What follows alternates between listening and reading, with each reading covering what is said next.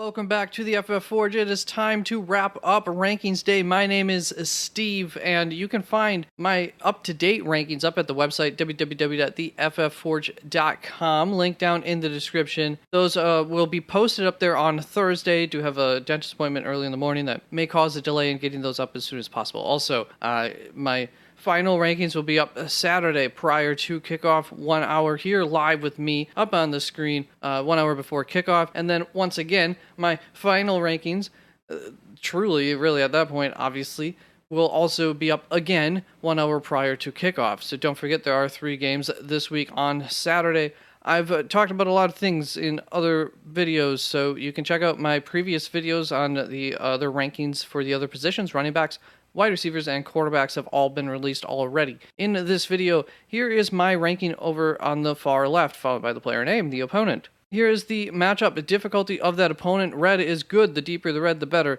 The more deep the blue, the worse the matchup. And white is neutral. And then in the ECR is here. So that is the expert consensus ranking. That is from Fantasy Pros website. That is what I started out with, and then I shifted players from there. And once again, there will be changes from this, especially once I get my projections done, that will help me solidify maybe feelings that I have on players and listen to the projections or not. But ultimately, there will be quite a bit of shifting around, I'm sure, at least in a lot of small bits. And I don't have a lot of big differences from the experts, especially early on. I also have 3 big front tiers here going up to like wide receiver 38. And then I really got to get picky.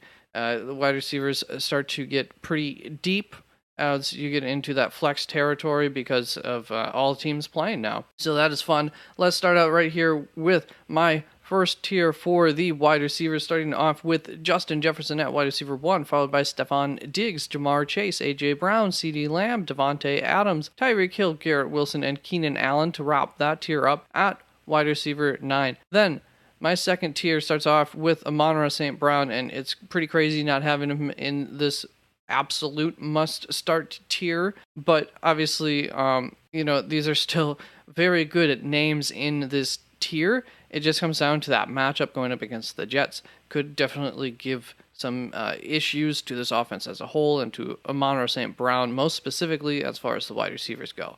So some concerns as to the upside for him this week, but I'm sure he'll get the targets, enough targets to produce as long as things go well. Then Jalen Waddle I have at wide receiver 11, followed by Tyler Lockett, Mike Williams, DK Metcalf, DeAndre Hopkins, Devonta Smith, Terry McLaurin, Amari Cooper, Christian Watson, and Christian Kirk to wrap that tier up.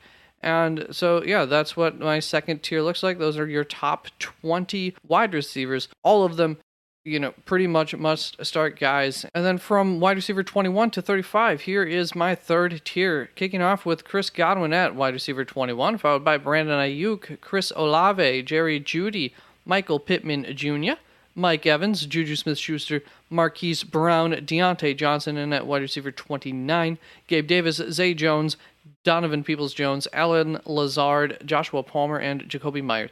Quick note on Deontay Johnson and George Pickens here at the top of the next tier. They will be dependent on who's the quarterback. So if Kenny Pickett's coming back, then I upgrade George Pickens a little closer to Deontay Johnson, but if not, then Deontay Johnson is up. See, I don't know how much he moves himself. This might just impact George Pickens more, but there's at least more confidence in Deontay Johnson, if nothing else, if Mitch Trubisky is the quarterback. So now Chris Godwin is the first guy who I have a large difference with here compared to the ECR. I have him 5 spots behind the ECR. You can see that over here with the negative number. And the ECR on him is 16. I have him at 21 going up against Cincinnati. Not a great matchup, not a poor matchup. If you've seen how I rank these wide receivers for Tampa Bay, this really is par for the course here. I don't dislike him by any means this week. And I kind of like him. I just have a gut feeling on Mike Evans this week, but I don't know if that's a good matchup with how Cincinnati plays defense. I think they tend to cover the back end a little bit more, but we'll see.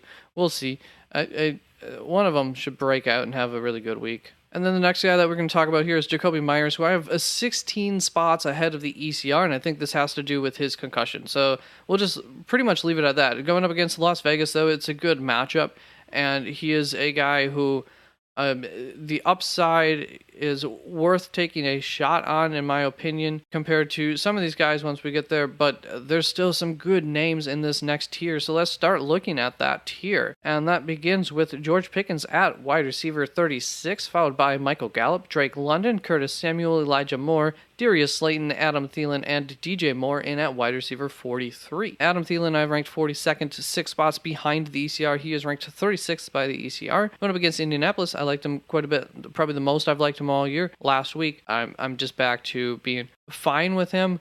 Just, there's not the most reliable and or highest ceiling in the world for Adam Thielen, but also, additionally, he re-aggravated something last week, so that's not a great sign, so just a little bit more risk with Adam Thielen. Now let's go on to this next tier, and there's still names that, I don't dislike at this point. This is why I ended up creating more tiers. Normally I try to stick to like 4 tiers. But at wide receiver 44, I have Paris Campbell, followed by DJ Shark, Jahan Dotson, Alec Pierce, Ben Skowronek, and Robert Woods to wrap that up at wide receiver 49. Ben Skowronek and Robert Woods I both have ahead of the ECR. As far as Ben Skowronek goes, I have him 8 spots ahead of the ECR. The ECR on him is 56. I have him at 48. Going up against Green Bay, it's not a terrible matchup. It's not a great matchup. But I'm kind of believing that connection, and I'm thinking that Van Jefferson will not find success at Green Bay. Green Bay is kind of a team who keeps everything in front of them, and so it just feels like a Ben Skowronek game, and he could feast as far as targets go, so I like him all the more for the full PPR compared to non-PPR type formats. Then Robert Woods I have here at wide receiver 49, going 11 spots higher than the ECR right now, which has him at 60. Going up against the Los Angeles Chargers, actually not a great matchup for wide receivers, especially if Treylon Burks is down again. He's the main guy in that wide receiving room, and so there's a certain amount of almost guaranteed opportunity that he'll get, and you just hope that he'll capitalize that in a game that the other team could score a lot of points and force, once again, Tennessee to pass a little bit more than they normally would like to. Now let's go on to this next tier. I think it's like the 6th tier at this point. At wide receiver 50, I have Demarcus Robinson, followed by Chris Moore, Mac Hollins, Van Jefferson, Jameson Williams, Jarvis Landry, and Chase Claypool to wrap this tier up. So Demarcus Robinson showed up on the injury report, didn't practice on Tuesday, something like that, so I just wanted to quick point that out. But there was a nice connection between him and Huntley last week, but also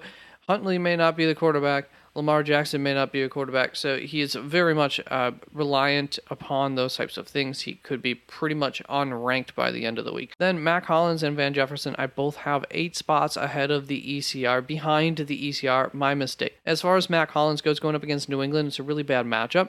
That may actually work into his favor if New England just focuses and does a good job of shutting down Davante Adams, and I would pay attention to their cornerback, who they had shadowing early on DeAndre Hopkins last week. If he's healthy, then I would maybe stock up for Mac Hollins. Better opportunity that they'll have to just try and force some targets towards him. But if he is not healthy, then Davante Adams might be able to find some room to get open and just be the main guy. But it all boils down to Mac Hollins has a bottomed out floor that I really don't want to have to go for, even though he has a good ceiling. And so with all of the wide receivers available to us this week, I think you can find some safer guys that still have good enough floors and or a ceiling combination type thing to not have to go for it all with Mac Hollins, because the odds aren't great that he hits that ceiling. Then Van Jefferson, I have 53rd. The ECR is 45th, going up against Green Bay, and I already spoke about that. I just think that this is